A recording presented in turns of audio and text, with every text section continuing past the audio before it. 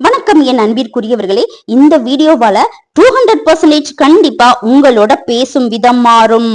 நான் உங்களுக்கு ப்ராமிஸ் பண்றேன். உங்க பேச்சால ஒருத்தரை உங்களோட ஃப்ரெண்டாக்க முடியும். அதே பேச்சால ஒருத்தரை உங்களோட எதிரியாக்கவும் முடியும். கம்யூனிகேஷன் அப்படிங்கிறது வெறும் வார்த்தைகள் கிடையாது, அது ஒரு ஆயுதம். அந்த ஆயுதத்தை எப்படி சரியா பயன்படுத்தணும்னு தெரியாம தான் பலரும் இன்னைக்கு லைஃப்ல தோத்துக்கிட்டே இருக்காங்க. குறிப்பா நீங்க உங்க ஆபீஸ்ல ரொம்ப சூப்பரா வேலை செய்றீங்க, விடிய விடிய உழைக்கிறீங்க. ஆனா ப்ரொமோஷன் மட்டும் உங்க பக்கத்து சீட்ல இருக்கிற உங்களை விட கம்மியா வேலை செய்யற ஒருத்தருக்கு போயிடுதா? ஏன் இப்படி நடக்குது தெரியுமா? தப்பு உங்களோட உழைப்புல இல்ல, நீங்க பேசும் விதத்துல இருக்கு.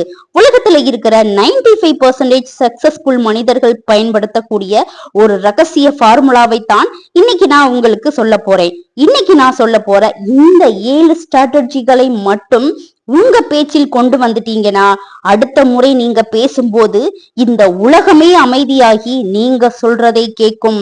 நீங்க உங்க லைஃப்ல ஜெயிக்கணுமா? அப்போ இந்த 7 C's ஆஃப் கம்யூனிகேஷன் ஃபார்முலாவை இப்பவே கத்துக்கோங்க. அது என்ன ஃபார்முலா? அதை எப்படி நம்ம லைஃப்ல அப்ளை பண்றது? வாங்க பார்க்கலாம். அதுக்கு முன்னாடி மறக்காம நம்ம சேனலை சப்ஸ்கிரைப் பண்ணிக்கோங்க. இது உங்கள் பிரியா சக்சஸ் டாக்ஸ். எதையும் சாதிக்கும் வலிமை உங்களிடம் மட்டுமே உள்ளது.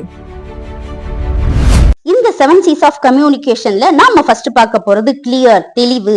அதாவது நம்ம என்ன பேச போறோம்ன்றதுல நமக்கு முதல்ல ஒரு தெளிவு இருக்கணும். நாம என்ன சொல்லணும்னு யோசிக்காம கேட்கிறவங்களுக்கு என்ன போய் சேரணும்னு ஆடியன்ஸ் மைண்ட்ல இருந்து யோசிக்கணும். ஃபார் எக்ஸாம்பிள், இப்போ நீங்க உங்க ஃப்ரெண்டு கிட்ட ஒரு அட்ரஸ் சொல்றீங்கன்னு வச்சுப்போம்.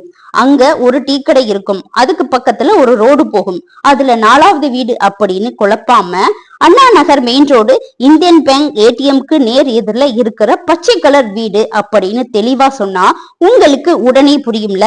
அதுதான் கிளாரிட்டி. செகண்ட் நம்ம பார்க்க போற கம்யூனிகேஷன் என்னன்னா கன்சைஸ், சுருக்கமாக பேசுதல். வளவலன்னு பேசாம விஷயத்தை சுருக்கமா கிறிஸ்பா சொல்லணும். முக்கியமா ஆபீஸ்ல உங்க பாஸ் கிட்ட பேசும்போது கன்சைஸா பேச பழகிக்கோங்க.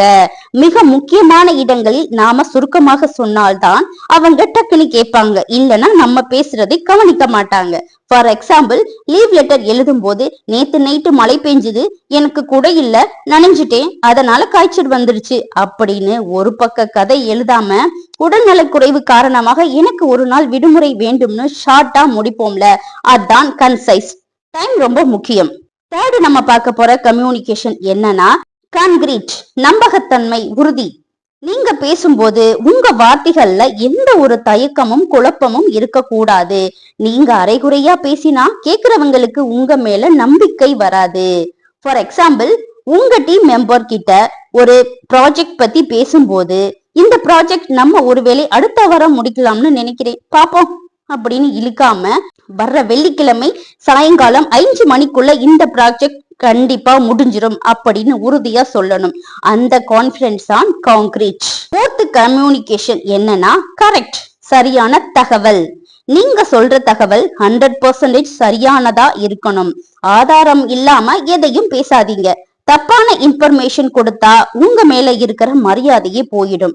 ஃபார் எக்ஸாம்பிள், ஏதோ ஒரு நியூஸ்ல பார்த்தேன், இந்த வாரம் லாக்டவுன் போட போறாங்களாம் அப்படின்னு வதந்தியை பேசாம நேத்து அரசாங்கம் வெளியிட்ட அதிகாரப்பூர்வ அறிவிப்பின்படி இந்த வாரம் எந்த லாக்டவுனும் இல்லை அப்படின்னு சரியான சோர்ஸ் வச்சு பேசணும். அப்பதான் உங்க பேச்சுக்கு ஒரு வெயிட் இருக்கும். ஃபிஃப்த் கம்யூனிகேஷன் கோக்ரன்ச், தொடர்பு, லாஜிக்கல் ஃப்ளோ.